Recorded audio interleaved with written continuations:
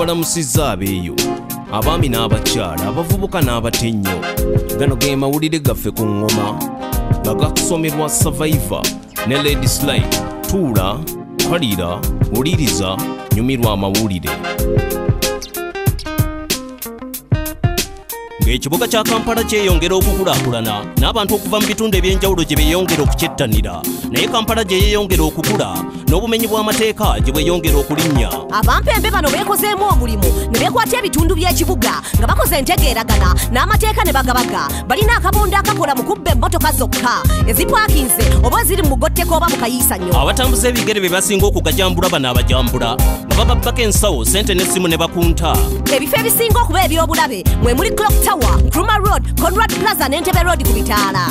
Enguudo za William ne Ben Kiwanuka nazo zaakwegendereza awamu ne Nakivubo Mills okusingira ddala ku makya nnyo oba ng'obudde buziba. Waliyo n'ebibinja ebikaggwa ensonyi ebirumba zisitensoni za poliisi ne bibba emmundu ewamu n'okutemula abakuumi. Waliyo ebibinja bingi ebyabalabbayi bano mu kibuga Kampala nga Bukoba Crew, Naggulu Arrow Boys, Bad Life ne Bijambiya. Ekibinja ekisinga okuba eky'omutawaana kye bayita Kifeesi, mukama wakyo yasiibwa ddamba yafiira mu mikono gya poliisi era abakinywi be baalagira okusaanyaawo buli kiisa alowoozebwa okutemya ku poliisi. Buli bwe basibwa abano abakyamu balina ssente ezisasula engassi ne kkooti z'amateeka zitera okubata olw'ebbula ly'obujulizi kyebavudde beeyongedde okutaama ng'ensolosozi. Ekisaawe kya Namboole kyetaaga okutaasibwa. Omusasi waffe MCR katuwa ebisingako. Ekisaawe ekikulu ekya Mandela kyaliko kimu ku bisaawe ebisinga okuba ku mutindo ku Ssemazinga Africa. Kibaddemu ebyafaayo ebirungi n'ebyennaku okuva lwe kyaggyibwako akawuuwo mu mwaka gwa 1997. Kino ekisaawe ekyamalawo obuwumbi 36 obwa ddoola kyatutonerwa gavumenti ya China.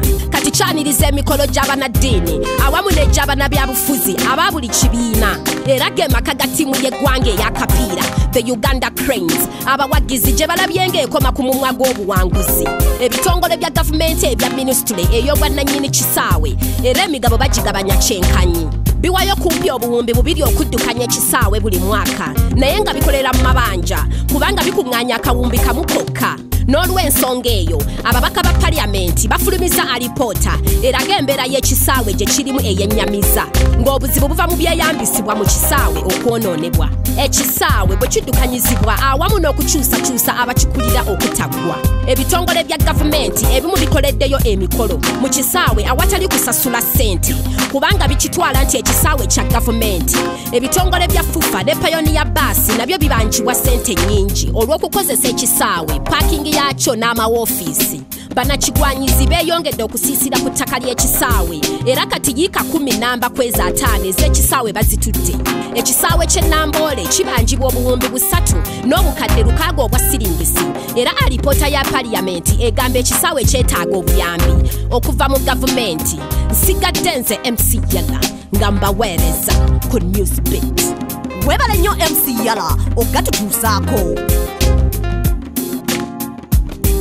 Okuwangala ng'olina emyaka 10 ng'oli mulamu si kyangu naye ebitundu bye baakazaako erya Blue Zone gy'osanga bano abantu abawangala okusinga ebitundu ebirala nga tebakozesa tekinologiya oba okweyambisa eddagala. Blue Zone zino mwe muli akazinga k'ensi ya Greece aka Ikaria n'akazinga ak'esudde aka Costa Rica aka Nicoya, ekibuga ky'Okinawa mu Japan n'ekya Loma mu California awamu n'ekizinga kya Italy ekya Sardinia. Abantu ababeera mu bifo bino balina embeera z'obulamu ennungi ng'enkolagana ennungi, okukola dduyiro n'okulya obulungi, okukuuma eŋŋanda, okwebaka otulo otumala n'okubeera n'eddiini. Ekibuga kya Okinawa kye kisinza abantu abawangaala era abantu b'omu kibuga kino tebalya nnyama yonna. Endya y'abantu mu Sardinia nayo yanjawulo, bawangalira ku mata ga mbuzi awamu n'omuzigo gwayo. Ab'enzikiriza y'eki-7th Day be basinga mu kibuga kya Loma era nabo tebalya nnyama yonna okuggyako enva endiirwa. Bavumirira okunywa omwenge n'okukommonta sigala.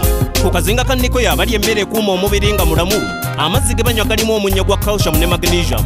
Ku kazinga ka Ikaria balya nnyo enva endiirwa ne banywelako caayi ava mu majaani agalimu ebiriisa. Bakinvinvi bakitiibwa nnyo mu bino ebitundu era bawangaala watali kulwala oba okufuna obulemu. Okwerabirira obulungi kye kibawangaza okukira enfudu. Leero nga NewzBeat crew twayiseeko mu Nama sub-county ebimu ku bifo mu ggwanga lyattu ewali abavubuka kafukunya ng'era bangi tebalina mirimu naye wakati w'ennyabwe abamu bazudde emiramwa ne beekolamu omulimu nga bayambagana mu kifo ekiwa omukisa buli muntu kinnoomu basomesebwa babuulirirwa era bajjanjabwa mu kifo ekimanyiddwa nga Common Learning Center balinayo eddwaliro nga kw'otadde ewatendekebwa abaava mu basomero baweebwa omukisa okubaamu omugaso mu bitundu gye bava ewamu n'okuba ekyokulabirako. Hundreds of youth have been impacted on positively because we have several partners who have been coming in to train youth in income generating activities. They have been able to train them in sustainable farming.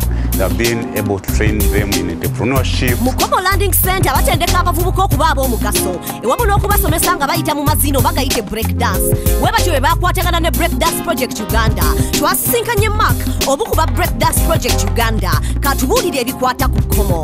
Tubadde tugaba emisomo oba kyoyinza oyita workshop mu Luzungu omusomo mu mazina aga Breakdance, popping ne beatboxing. So beatboxing kwe kubanga okola beat obanga okola beats naye ng'okozesa mu mwago.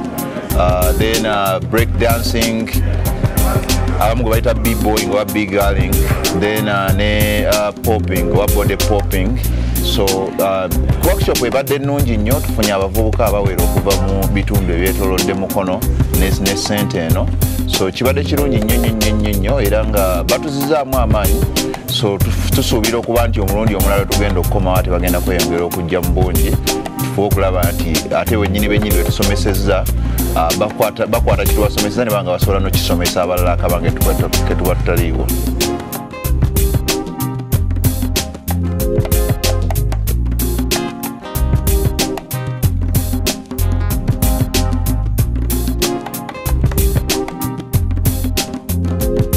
ago ge gabadde amawulire gaffe ku ngoma n'olulala tuula olindirira amawulire amalala agookya sigadde nze Survivor ne Lady Slyke. gano ge mawulire ku ngoma wulira amawulire tuula kalira wuliriza goberera okuva mu studio paka ku street ge mawulire Goberera engoma goberera engoma goberera engoma goberera engoma goberera engoma goberera engoma goberera engoma goberera engoma